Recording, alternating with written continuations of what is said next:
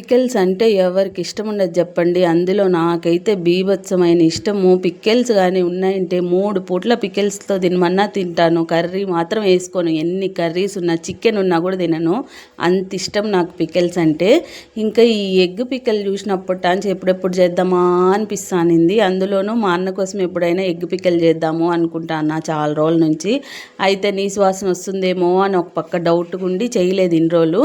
సరే ఇంక ఈ రీల్ చూసినప్పటి నుంచి సరే మనం ఒకసారి ట్రై చేసి చూద్దాము అనేసి ఒక 6 ఎగ్స్ తీసుకొని పగలగొట్టుకొని బీట్ చేసుకొని ఇలా ఇడ్లీ పాత్రలో కొన్ని నీళ్లు పోసి పెట్టేసినాను.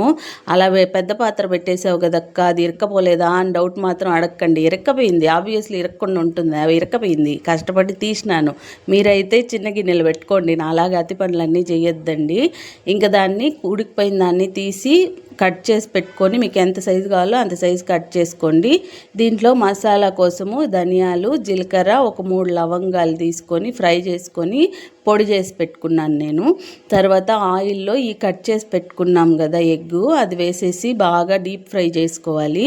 కలర్ మారాలి. అది ఇలా చేసుకుంటే నీసు వాసన ఉండదు. అందరికీ డౌట్ వస్తుంది, నాకు కూడా వచ్చింది నీసు వాసన వస్తుందేమో అని. కానీ నీసు వాసన ఏం లేదండి. ఇలా బాగా ఫ్రై చేసుకునేయాలి. దీన్ని అయితే కలర్ మారిపోయిన తర్వాత సైడ్కి తీసుకునేసి ఇదే ఆయిల్లో అల్లం వెల్లుల్లి పేస్ట్ నేను 1.5 స్పూన్ వేసుకుంటున్నాను. మీరు కొద్దిగా ఎక్కువ ఎగ్గుతో చేసుకునేలాగైతే చూసి వేసుకోండి, మీరు తీసుకున్న క్వాంటిటీని బట్టి. ఇంకా నేను ఇది బాగా ఫ్రై అయిపోయిన తర్వాత అల్లం వెల్లుల్లి పేస్టు దీంట్లో ఈ మసాలా చేసి పెట్టుకున్నాను కదా అది వేసుకుంటున్నాను. ఇవన్నీ వేసేటప్పుడు ఆయిల్ చాలా ఎక్కువ పైకి వచ్చేస్తుంది, మీరు మాత్రం జాగ్రత్తగా చేసుకోండి. నేను చికెన్ పికిల్ కూడా చేస్తాను కానీ దాంట్లో ఆయిల్ ఇంత పైకి రాదు, వస్తుంది మరి ఇంత పైకి రాదు. అయితే ఇది ఎగ్గులు వేయడం వల్ల ఎందుకో తెలియదు ఇంత పైకి వచ్చేస్తుంది.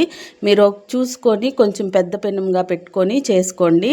ఇంక దీంట్లోనే కారం మీకు కావాల్సినంత వేసుకొని బాగా కారం పచ్చివాసన పోయిన తర్వాత దాంట్లోనే ఈ ఎగ్గులు మనం ఫ్రై చేసుకున్నాం కదా అది వేసుకొని ఒక 5 నిమిషాలు వేగిన తర్వాత సాల్ట్ మీ టేస్ట్కి సరిపడా వేసుకోండి. వేసిన తర్వాత ఒక 5 నిమిషాలు ఫ్రై అవ్వనివ్వండి. ఎక్కువసేపు ఏం ఫ్రై చేయొద్దండి, మసాలాలన్నీ మాడిపోతాయి.